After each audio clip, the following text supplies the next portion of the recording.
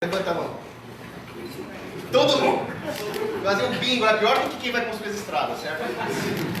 Então, a ideia dessa palestra é que nós tenhamos aqui um ferramental argumentativo para refutar essa soçada. Vamos falar então dos países nórdicos, mas não vamos falar de economia, não. Vamos falar de mitologia, que é mais legal. Fortaleza mítica de Asgard. Existia ali o reino dos deuses nórdicos. E lá eles estavam. E até os deuses precisam de muralhas, né? O Papa Francisco fala para destruir as muralhas, mas até os deuses precisavam de muralhas. Então, um belo dia chegou ali um gigante construtor e ofereceu o seu serviço aos deuses. E ele disse para Odin: eu vou construir uma muralha em torno do reino dos deuses, a fortificação de Asgard, que vai proteger os deuses contra todas as forças malignas. E eu só quero um precinho módico em troca. O que você quer em troca? Eu quero a mão da deusa Freya. Não quer mais nada, né? Ela não era nada Freya. Ela era bem bonita. Trocadilho. E aí Deus falou, nós podemos aceitar isso, mas ao mesmo tempo nós precisamos do trabalho dele. O que fazemos?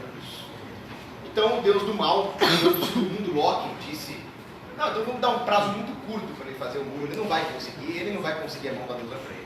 E deram um prazo curtíssimo, inviável para ele. Mas ele surpreendentemente estava cumprindo o prazo. Ele começou a construir o muro de uma maneira que nem os deuses podiam imaginar. Era imprevisível até para os deuses. E quando faltava só o portão para ser construído, o Loki deu um jeito de sabotar a obra. Não foi culpa do gigante, foi culpa do deus do mal, do Loki. E aí o gigante foi punido e foi morto por uma martelada de Thor. Por que eu estou contando essa história? Porque o livre mercado é mais ou menos como o gigante. Ele fez tudo, fez o muro bonitinho, e o Estado deu um jeito de sabotar a obra dele. O gigante leva a culpa, sendo que o muro está lá até hoje em Asgard. E foi o gigante mercado que construiu de uma forma imprevisível. Mas o deus do mal, o estatista, a sua ação do Loki, deu um jeito de tirar a fama dele. É por isso que acontece essa história. Sensacional.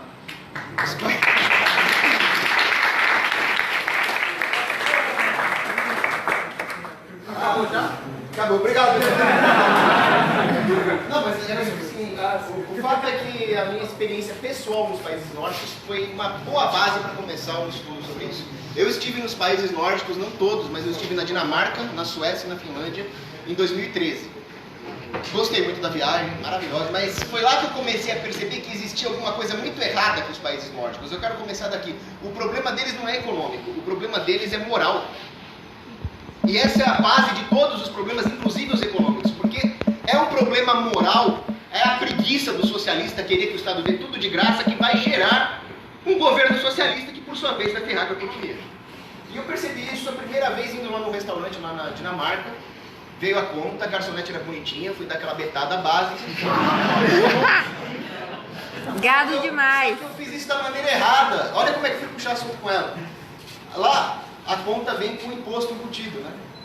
Eles falam que é imposto. Aí eu falei, nossa, como o governo rouba vocês, banda de safados, vocês vão liberar o mercado. Só que ela era sócia. Ela falou, não, mas eu gosto de pagar imposto. O governo me dá educação, saúde, tem que ter. Aliás, tinha que ter mais imposto. Eu falei, então tá bom. Então vamos fazer o seguinte, vamos aumentar esses impostos para 100%. Tudo vai ser do Estado, começando pelo setor de restaurantes. Você vai ser uma funcionária pública e nós vamos estatizar isso aqui. Aí ela... Eu espero que isso tenha calado fundo na alma dela, mas depois eu fui para a Suécia, cheguei lá no concierge. A moça lá do concierge era bonitinha também. Aí eu perguntei como é que eu faço para conhecer se é alguma coisa bem da cultura sueca, né? Os lugares. Mas você pode conhecer também as nossas culturas dos povos imigrantes da Islâmica. Então, se eu quiser conhecer a cultura islâmica, eu vou para as Arábias. Então eles têm essa ideia de igualdade que é impressionante. Assim, se alguém deixar o celular cair e quebrar, ele fala, por favor, dê todos os celulares que nós vamos quebrar todos, para ficar tudo igual. Os celulares vão ficar igualmente quebrados. A ideia, o sueco tem isso. Né? É uma coisa tão absurda na Suécia que eles conseguem a proeza de ser zoados por dinamarqueses. Os dinamarqueses acham que eles cantam demais. Assim, se ser zoado por brasileiro, tudo bem, todo mundo é. Mas ser zoado por dinamarquês é que a gente sabe. Aí eu fui lá pra Finlândia. Aí eu cheguei na Finlândia, a educação da Finlândia, todo mundo fala que a educação da Finlândia é maravilhosa, né? Aí tava a guia turística bonitinha também. Você vê que eles têm essa vantagem nos países nórdicos. O Brasil ganha deles, mas eles têm essa vantagem, eles têm. Aí a guia turística, boa guia turística, explicando lá os monumentos, né? Aí ela mostrou lá uma estátua do Marechal Mannerheim, que foi um herói militar na Guerra do Inverno. Aí eu falei, nossa, eu queria muito ver uma estátua do Simo Häyhä, que foi o maior herói militar de todos os tempos da Finlândia. Ele matou 700 comunistas. Eu falei, cadê a estátua do mito, né? Cadê o Simo Häyhä? Quem? Cara, isso é a mesma coisa que um brasileiro não saber quem é Santos Dumont. Isso é a mesma coisa que um metaleiro ser um palhaço que não conhece Manowar. Ela não sabia quem era Simo Häyhä. Eu falei, cadê a educação finlandesa desse negócio? Aí pronto, fiquei pensando, existe um mito dos países nórdicos. Os socialistas falam que eles conseguiram o sucesso devido ao socialismo. Eles têm algum sucesso. Mas eu vou explicar por que esse sucesso, na verdade, é um legado do livre mercado, do passado livre mercadológico que eles tiveram. Hoje, alguns liberais também cometem o erro de achar que os países nórdicos são de fato liberais e que está tudo bem. E não está. Então eles têm vantagens e desvantagens e eu quero explicar isso à luz da praxeologia. Então, o projeto do modelo nórdico, como é chamado na economia, o que é o modelo nórdico? É um estado de bem-estar social forte, que cobra altíssimos impostos, que dá todos os serviços considerados ali estratégicos, saúde, educação para a população, cobrando mais ou menos 50% de imposto, e com 50% as pessoas vivem para aquilo que é supérfluo. Esse é o modelo nórdico. O resultado disso foi uma estagnação econômica junto com a inflação, não deu certo.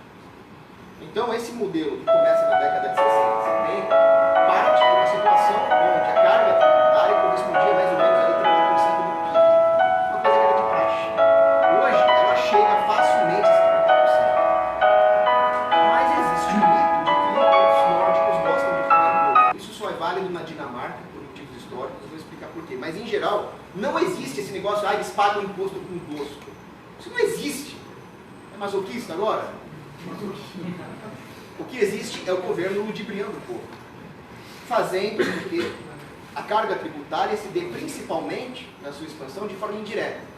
Então, para o político, isso um economista chamado Amilcar Iglesias dizia, para o governo é muito mais fácil criar impostos indiretos, porque a população não percebe o quanto ela está sendo tributada. Uma pessoa analfabeta aí na rua não vai saber que toda vez que ela compra pão na padaria, existem impostos em cascata, ela não tem como compreender esse conceito. É aí que os covardes dos políticos atuam. E foi assim que a carga tributária cresceu nos países nórdicos. Não é que eles gostam de pagar imposto. Na Dinamarca é diferente.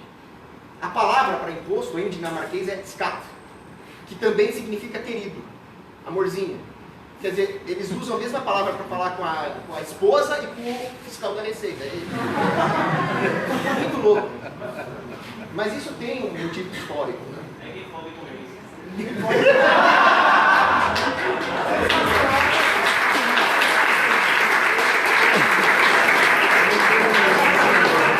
Isso me deixa um pouco assustado. O que a esposa faz com ele?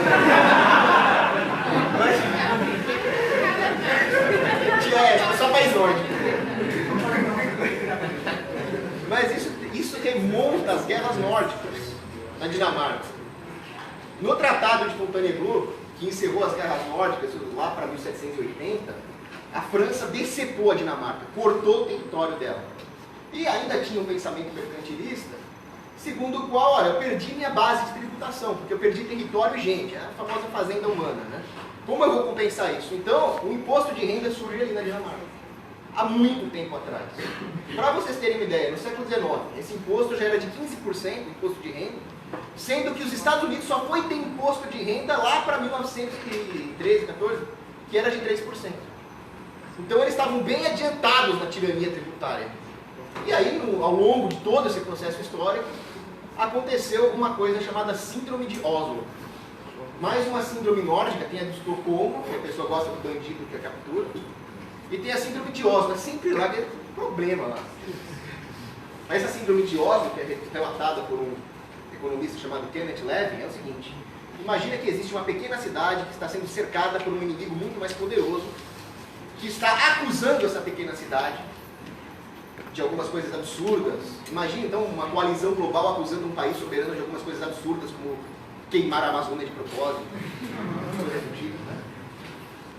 E diante da inevitabilidade de uma invasão externa, ou no caso da tributação interna, o que a vítima faz? Ela aceita a acusação para tentar aplacar a ira do invasor. Como é que isso se aplica na tributação? Vocês não sabem fazer nada sozinhos. O governo é que precisa te dar saúde, educação, senão vocês só vão ficar comprando cachaça. Aí a população aceita, é verdade, nós somos todos gados, nós vamos todos comprar cachaça, nós nunca vamos investir o nosso dinheiro em alguma coisa que presta, então vamos pedir dinheiro. Você tem razão, governo, você tem razão. Isso é a tal síndrome de Oslo, e é por isso que a Dinamarca ama impostos. Por outro lado, quando a esquerda fala vamos imitar a Dinamarca, eles não querem imitar as causas da Dinamarca ainda ter um pouco de riqueza. Quais são elas? O mercado de trabalho dinamarquês é o quarto mais desregulado do mundo. Imagina se eles vissem a CLT que nós temos aqui. Lá tem liberdade demissional, você pode demitir o cara a hora que você quiser. Tem liberdade de contrato. O patrão e o empregado negociam sem a presença de uma justiça do trabalho. Né, Paulo? Beleza, não tá tudo bem. Ontem ele ficou defendendo a justiça do trabalho. Outra coisa, facilidade para abrir empresas, para fazer negócio. Lá na Dinamarca se abre uma empresa em 6 dias. É muito. Tinha que demorar o quê? Sei lá. Essa aqui é minha empresa. 4, 5 dias. 4, 6 dias é muito. Agora no Brasil é 130. Vamos imitar a Dinamarca, então vamos tirar a burocracia para abrir empresa. Tarifas de comércio exterior. Na Dinamarca é 1,3%. No Brasil é coisa de 60%. Vamos imitar a Dinamarca nisso, então? Impostos corporativos.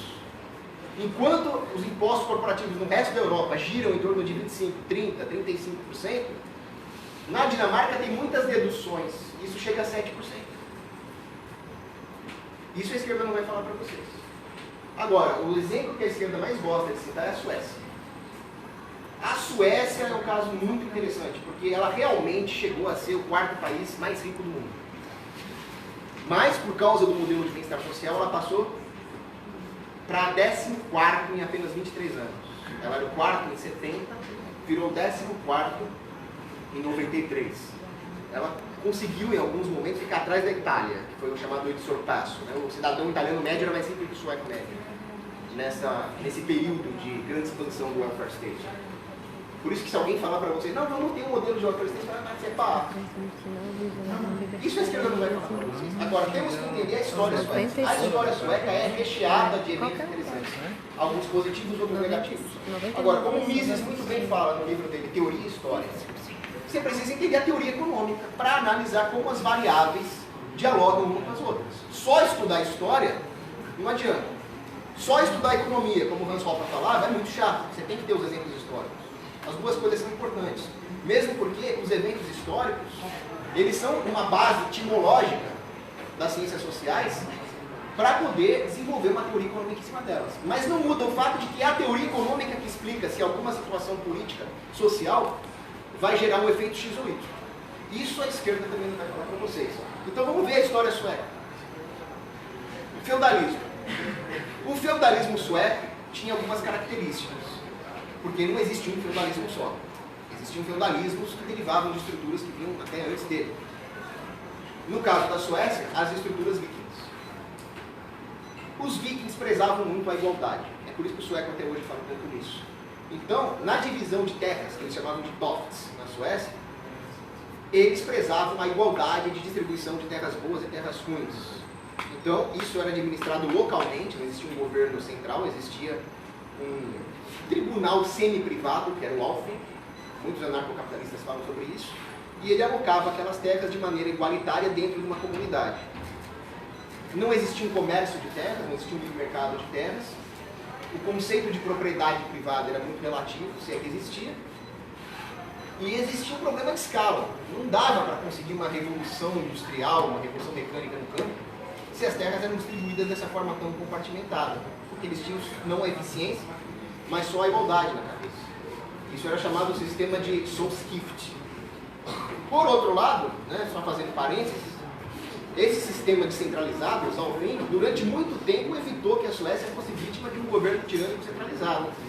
Então, o Cogner, o juiz, certa vez discursou que era o papel dos reis obedecer em cada local a decisão dos Althing. Isso era interessante.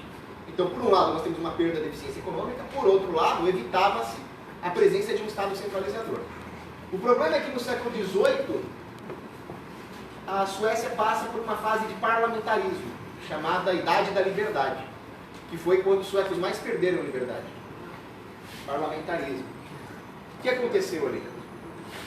Surgiram partidos políticos, cada um com uma ideologia.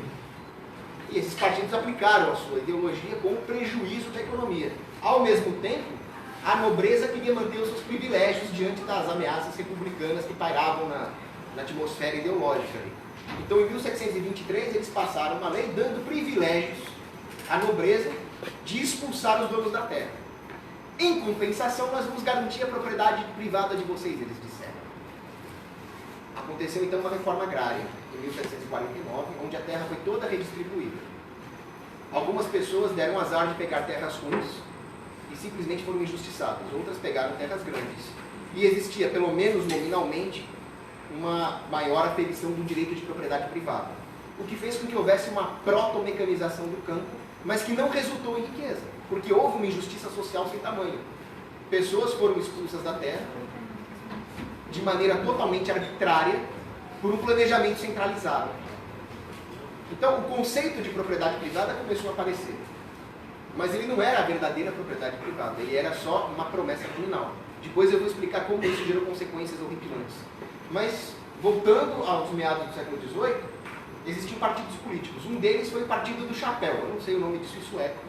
Mas o Partido do Chapéu implantou ali algumas ideias neomercantilistas, protecionismo, altas tarifas, depois resolveu expandir a moeda. Eu não preciso explicar que a economia entrou em recessão. Então vieram seus opositores políticos, que eram os camundongos. E os camundongos implantaram algumas reformas liberalizantes para desafogar a economia, mas, por outro lado, isso não foi suficiente para que houvesse uma revolução industrial na Suécia, como já estava tendo na Inglaterra. Por quê?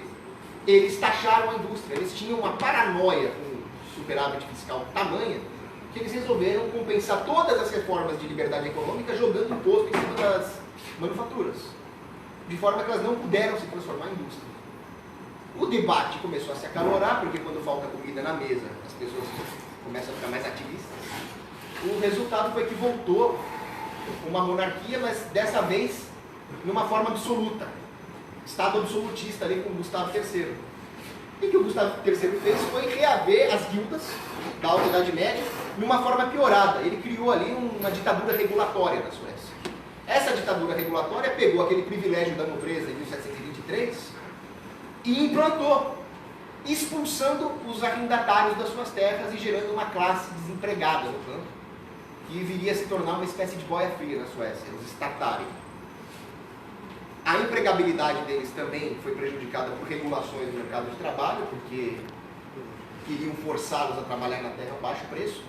E o resultado foi que até mais ou menos 1840 a Suécia não passava de uma grande tundra, faminta, sem mecanização. As coisas só foram mudar em 1840, quando algumas reformas realmente relevantes em termos de liberdade econômica começaram a ser implantadas. Talvez a mais importante delas foi acabar com os monopólios das manufaturas. Houve aquilo que foi chamado pelo Olson de uma privatização das florestas. A atividade de silvicultura era muito importante, mas ela era regulada por monopólios, por neoguildas, por assim dizer. Quando esses monopólios foram derrubados, a economia explodiu. Coincidiu com alguns fatores externos, como a abertura comercial com a Inglaterra, a descoberta de minérios de ferro, a produção de ferro russa. Mas o mais importante foi corte de impostos brutais, desregulação, abertura total do mercado externo, a desregulamentação também da atividade profissional, aquele negócio, olha, você precisa ter o diploma de uma guilda, aprovação para exercer tal profissão, isso acabou, o mercado de trabalho ficou livre. E as mulheres passaram a ter direito à herança, coisa que elas não tinham.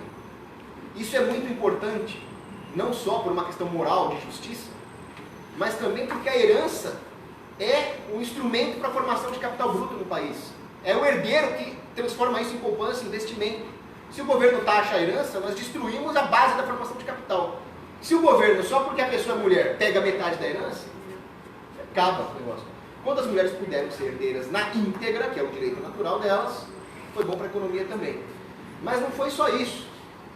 Houve, em 1873, uma coisa maravilhosa que devia acontecer no Brasil, devia acontecer no mundo inteiro, que foi lastrear a moeda sueca, que era a krona, no padrão ouro.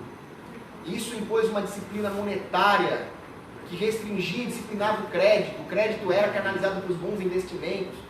Tudo isso fez com que a indústria se espalhasse pela Suécia. Ali começou a acontecer a verdadeira revolução industrial. Mas não foi só isso.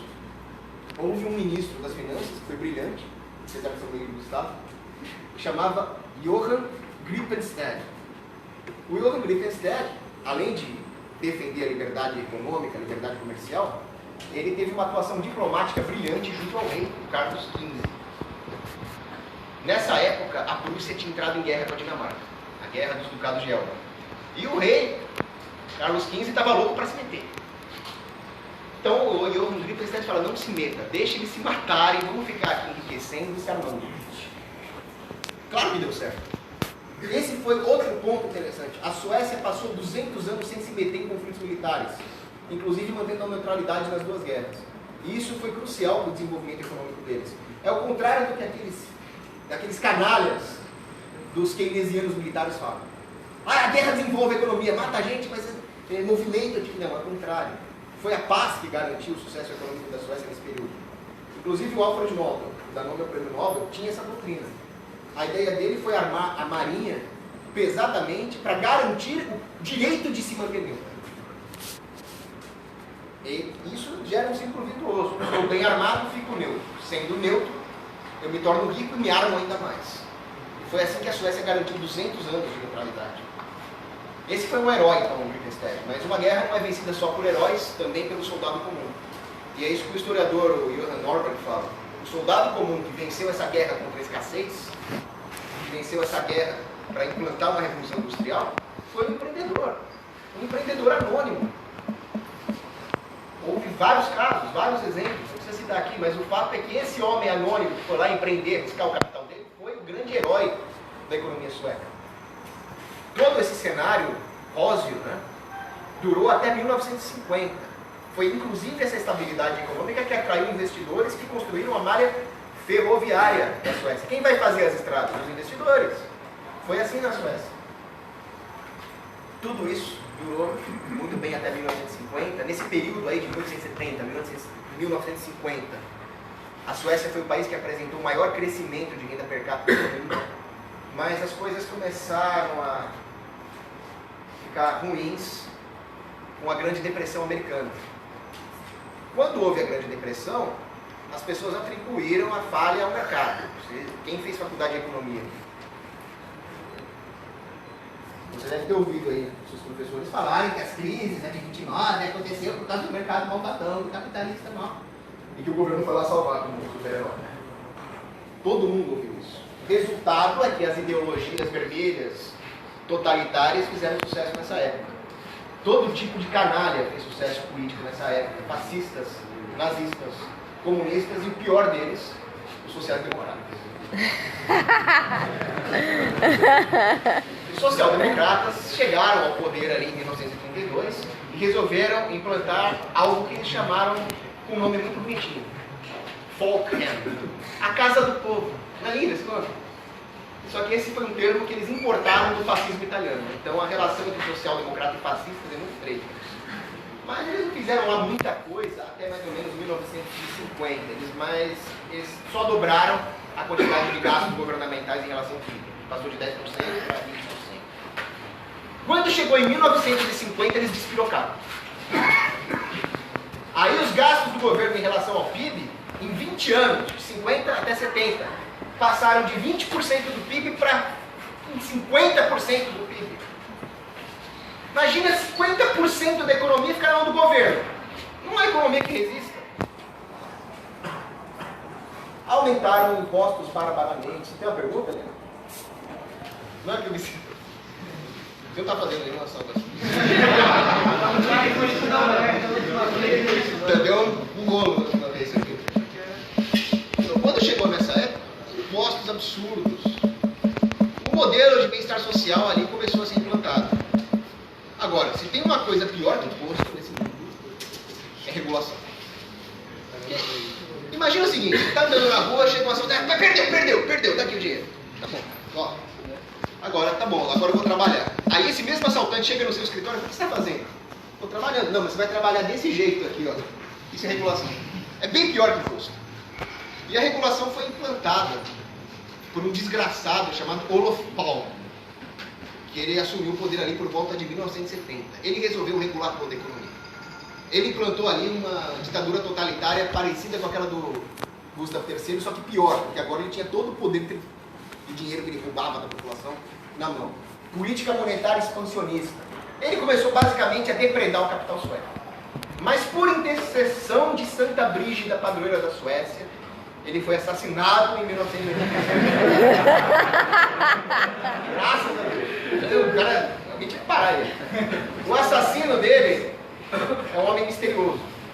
Talvez seja um motoqueiro fantasma. Mas bom, graças a Deus. Aí começaram algumas reformas liberalizantes. Uma hora chega de palhaçada. Contração do crédito, austeridade monetária, desregulação, corte de impostos. Mas isso não evitou que houvesse uma recessão. Você imagina. São 15 anos de festa da uva, o dinheiro do pagador de imposto. São 15 anos de créditos mal alocados, de mau investimentos. É inevitável que haja uma recessão. Então, no começo da década de 90, a Suécia passou por uma recessão muito forte, agravada por alguns fatores exógenos, como, por exemplo, a crise do petróleo com a Guerra do Golfo, né, quando Saddam invadiu o Kuwait. Mas crises desse tipo, a fase de bust do ciclo austríaco econômico, pode ser mais suave, como foi lá nos Estados Unidos em 21, com o Harding, né? Ou ela pode ser muito piorada, como foi com o New Deal. No caso da Suécia, infelizmente, como é de praxe dos suecos, ela foi piorada, porque o governo resolveu se meter. O governo resolveu aplicar as teorias keynesianas. Crise, vamos aumentar a demanda agregada. Então eles lá foram tacar o gasto do governo em relação ao PIB para 65%, 64%. Imagina, a hora que a economia mais está precisando reestruturar-se, poupar capital, recuperar as economias, vem o governo e mais uma vez distorce as informações de preços, distorce o mercado gastando 63%, sabe Deus em quê? Não há quem resista. A recuperação só veio mais tarde mesmo, quando eles finalmente resolveram adotar algumas medidas mais sérias. Então eles cortaram o crédito. Eles cortaram os gastos barbaramente. Isso é uma coisa que ninguém vai falar para vocês. Vocês podem pesquisar. Eles privatizaram boa parte do setor de educação. Você fala em privatizar a educação aqui nessa faculdade aqui, o pessoal vai te matar, certo? Você teve que fazer. Porque eles tinham que cortar gasto, eles só tinham uma saída, cortar gastos. Agora, isso eu vou dizer, não adianta cortar gasto se a arrecadação continua, se a tributação continua. Eu prefiro um governo deficitário do que um superavitário que cobre muito imposto. Agora, se esse corte de gasto for concomitante com o corte de impostos, aí tudo bem. Nós estamos começando a falar nossa língua e deixar com que haja um produto privado remanescente, que é o termo que o Roth vai usar. Com esse corte e com a privatização da educação, eles começaram a encontrar ali algum sinal de recuperação. Até hoje a economia sueca está estagnada, é muito difícil recuperar de anos de ingerência, mas se eles ainda têm alguma chance, é nesse sentido. Agora, muito se fala sobre o sistema de saúde sueco. O sistema de saúde sueco é a tragédia deles.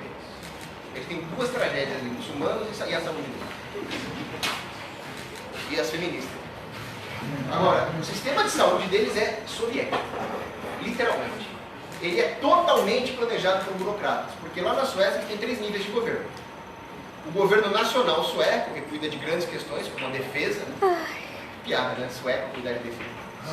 O do meio cuida da saúde, que são os governos regionais, é o Landsting. E aí eles têm o governo municipal ali, o pulmão, mas a saúde fica na mão desse governo regional. Portanto, ela é totalmente planejada por burocratas, como era a economia na União Soviética, com o Gosplan. E os resultados são soviéticos. Maior tempo de espera do mundo. Uma pessoa em emergência não encontra uma ambulância.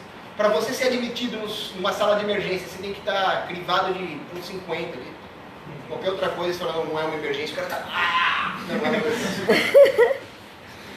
Falta médico, eles têm um baixo índice de médico por habitante. Cadê a saúde sueca? E fora que ela é caríssima. E como eu disse, a educação sueca está num sentido ali de livre concorrência. Então esses pontos têm que ser analisados com a sólida ciência econômica. Outro caso interessante é o caso da Finlândia. O caso da Finlândia é o seguinte, a Finlândia ela já foi sueca, ela já foi parte da Rússia, e ela conseguiu a sua independência em 1917. Quando teve a Revolução de Fevereiro na Rússia, Menchevique, e depois viria a se tornar a União Soviética, chega, não, vamos sair daqui. Só que houve também os vermelhos na Finlândia que causaram uma guerra civil, na tentativa de implantar o comunismo na Finlândia, e nessa brincadeira eles mataram 1% da população. Por isso que eu falo, matar comunista é legítima defesa. No mínimo uma revolução física. Uma vez perguntaram para um soldado polonês, que lutava contra os soviéticos, né? Como é que você se sente ao matar um ser humano? Ele falou, não sei, eu só matei comunista.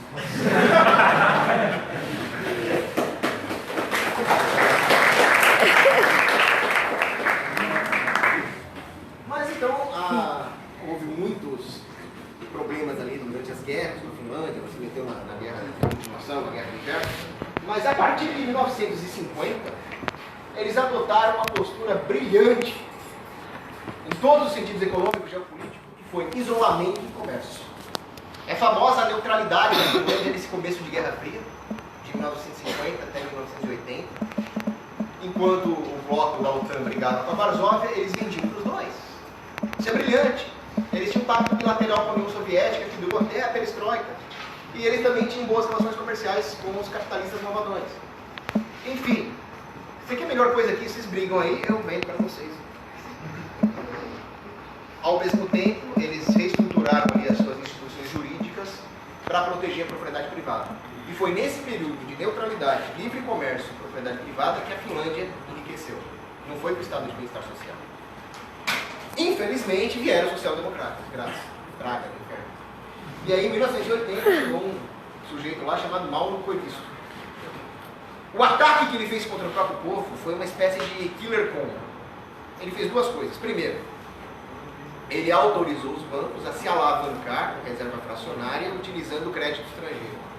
Segundo, ele adotou uma política chamada Strong Mark, que era uma valorização artificial da moeda finlandesa, mais ou menos o que Fernando Henrique fez no começo do Plano Real.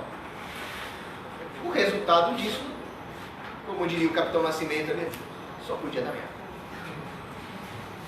Se a moeda está artificialmente valorizada e eu posso me alavancar o quanto eu quiser, é o que os bancos fizeram. Se alavancaram astronomicamente em moeda estrangeira.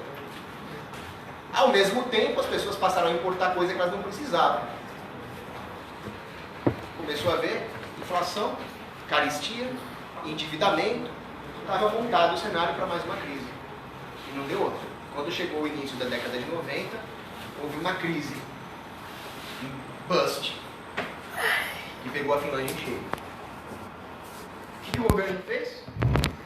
O governo resolveu socorrer os bancos. Você se endividou, você vai à falência. Que culpa o pagador de imposto tem que você é um inconsequente? Nenhuma, né? Mas o que o governo da Finlândia fez? Ele resolveu financiar as garantias bancárias através de um superávit comercial, um superávit na balança comercial. Como é que se faz isso? Desvalorizando a moeda. Então, a crise foi gerada, em parte, por uma moeda artificialmente valorizada, e agora a solução brilhante do governo era desvalorizar a moeda para baixo dos níveis de câmbio natural. Pelo amor de Deus, alguém tira a moeda da mão do Estado. É a única solução. Uhul!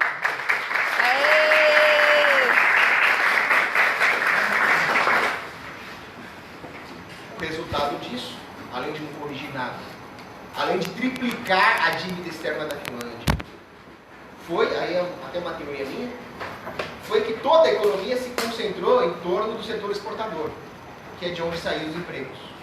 E com isso, o campo ficou totalmente desprovido de capital. Até hoje, a maior parte da economia finlandesa gira em torno de Helsinki.